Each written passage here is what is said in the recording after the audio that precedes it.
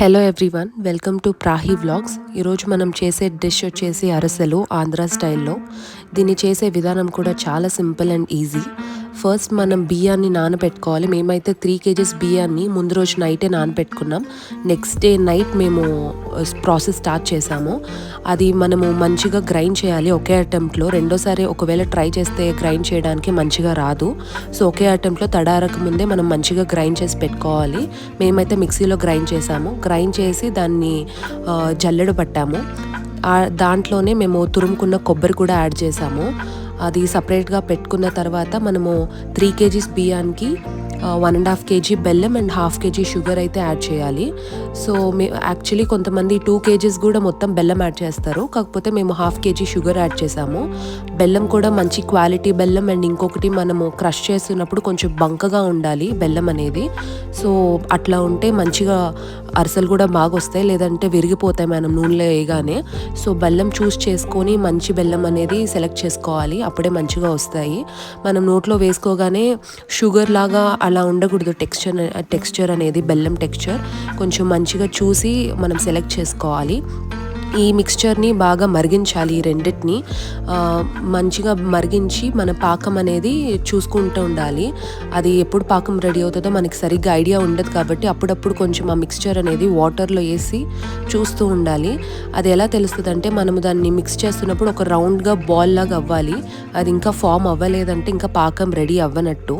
మనం అది ట్రై చేస్తూ ఉండాలి. పాకం మళ్ళీ ముదిరిపోకుండా కూడా చూసుకోవాలి. మళ్ళీ పాకం ముదిరిపోతే అరిసెలు అనేవి గట్టిగా వస్తాయి.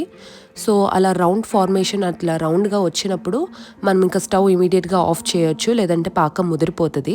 ఇప్పుడు మనము ఈ మిక్స్చర్లోనే మనం ముందుగా గ్రైండ్ చేసుకున్న బియ్యం పొడి అనేది వేయాలి. బియ్యం పొడి అనేది వేసి బాగా ఇమీడియట్గా మిక్స్ చేస్తూ ఉండాలి. ఒకరు పట్టుకొని ఇంకొకరు మిక్స్ చేస్తే ఈజీగా ఉంటుంది. మంచిగా మిక్స్ చేసి దాన్ని మేమైతే పాకం కూడా కొంచెం సైడ్కి తీసి పెట్టాము. సో ఇన్ కేస్ ఒకవేళ ఎక్కువ అవుతుందని, ఒకవేళ చాలకపోతే మళ్ళీ ఇంకొంచెం యాడ్ చేసుకోవచ్చని కొంచెం పాకం అయితే సైడ్కి తీసి పెట్టాము. ఇవి ఒకరే మిక్స్ చేసే కవ్వదు. సో ఇంకొకరు హెల్ప్ తీసుకొని దీన్ని మిక్స్ చేయాలి. ఒకరు పొడి వేస్తుంటే ఇంకొకరు ఇమీడియట్గా మిక్స్ చేస్తూ ఉండాలి, లంప్స్ ఏం లేకుండా. అంటే ఉండలేం కట్టకుండా మంచిగా మిక్స్ చేస్తూ ఉండాలి.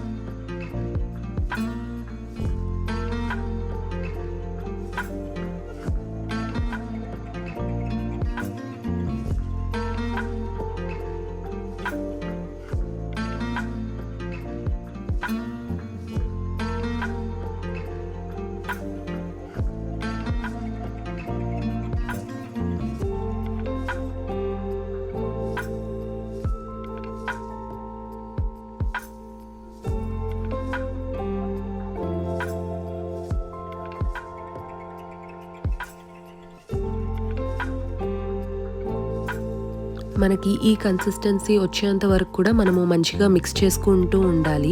మిక్స్ చేసుకున్న తర్వాత మనము దీన్నైతే చపాతీ బాల్స్ లాగా మనం చపాతీ చేసుకునేటప్పుడు ఎలా అయితే ఉండలు చేస్తామో అలా ఉండలు చేసుకొని ఇలా చేత్తోనే తట్టుకున్నాం మేమైతే. మీరు కావాలంటే పూరి ప్రెషర్ వస్తుంది కదా, పూరి చేసుకునే మెషిన్, దాంట్లో కూడా మీరు చేసుకోవచ్చు. మేమైతే చేతి కొంచెం నూనె రాసుకొని చేత్తోనే తట్టుకొని నూనెలో వేసుకున్నాము.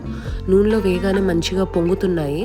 సో అన్నీ మంచిగా కుదిరినాయి. మేము చెప్పిన క్వాంటిటీ 3 kgs బియ్యానికి 1.5 kg బెల్లం అండ్ 1/2 kg షుగర్ యాడ్ చేసుకున్నాం. మీరు కావాలంటే 2 kgs మొత్తం బెల్లం యాడ్ చేసుకోవచ్చు. మేమైతే టేస్ట్ కోసం 2 యాడ్ చేసాము. సో ఇలా నూనెలో వేయగానే మంచిగా పొంగినాయి.